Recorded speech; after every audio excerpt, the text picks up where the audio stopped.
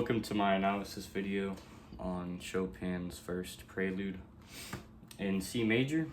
I'm not a big college professor or anything. I'm just a high school sophomore currently. I'm studying all the Preludes and I just started this one in November 11th and today is November 17th. I'm mainly doing these videos for myself, but also I'll just make them public just for everyone else to see just how I learned these. And they're just good in general now.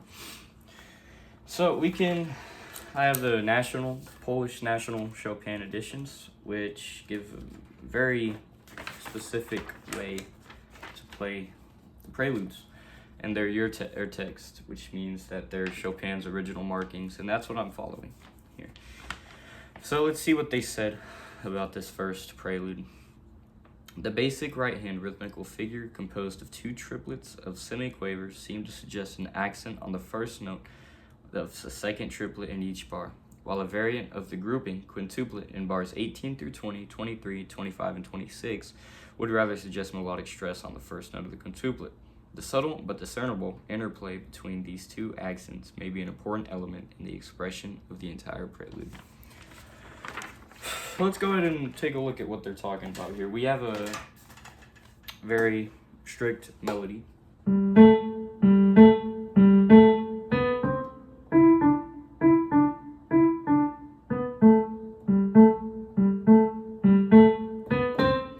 And everything else needs to be just subtle and in the back and not very loud. That needs to come through, I think, and it's what they're saying as well. So now that we know that, we're just gonna take a look at the piece itself. It looks very scary at first, but the left hand just has 3 notes and the right hand is just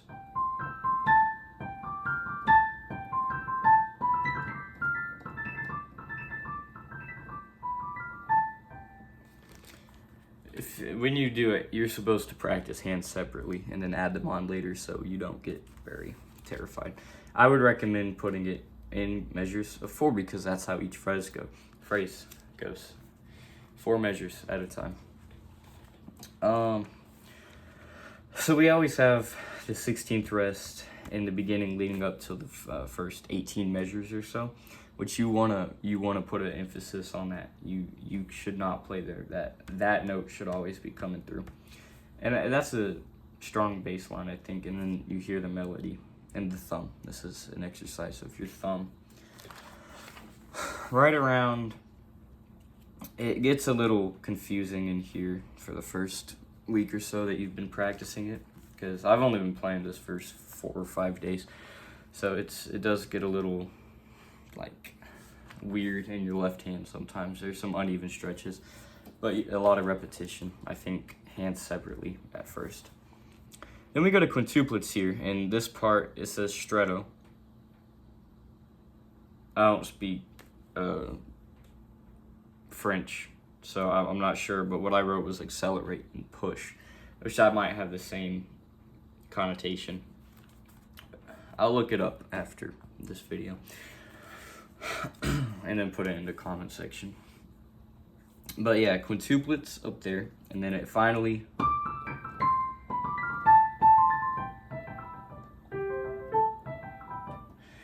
you can kind of let that section breathe out a little bit. Now, how would you practice this?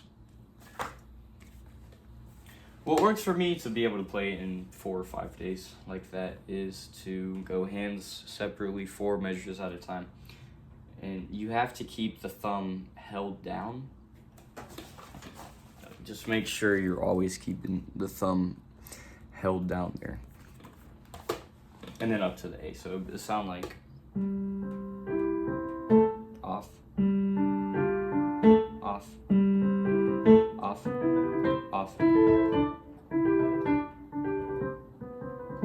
Sorry. I'm on a keyboard, so it's a little tricky because I've been playing this in the piano and living room, but my family's out there.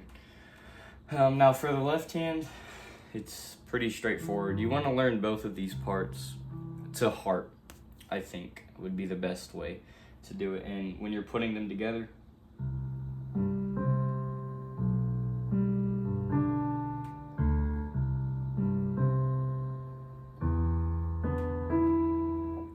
just playing the first two notes of each measure, hands together, would be pretty good for you. It does get a little tricky here. Measures, I don't know, 8, 9, 10, 11, 12, 13. Measures 13 when you're kind of accelerating to the main part of the piece, but it goes back down.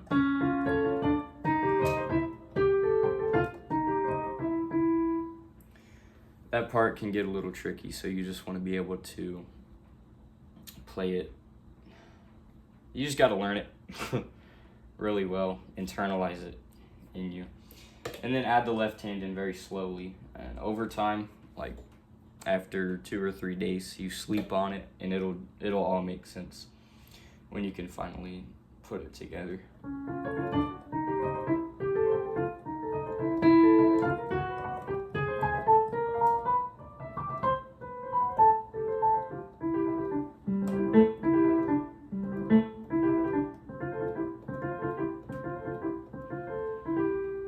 That's what I recommend doing, is learning each part super well and separately. When you get to the quintuplets, it's gonna look a little scary. So let me.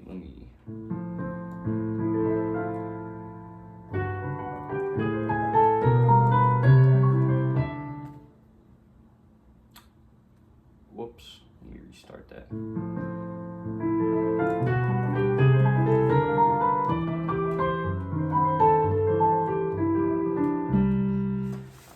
You need to look closely and see that it's a pattern here.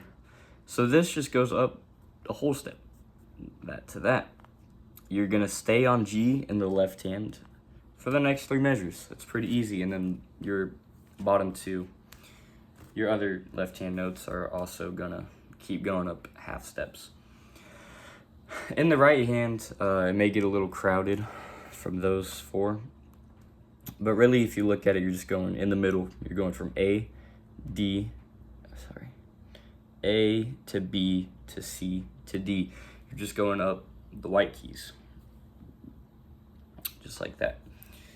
And these will fall in place naturally after you've already looked at it a little bit.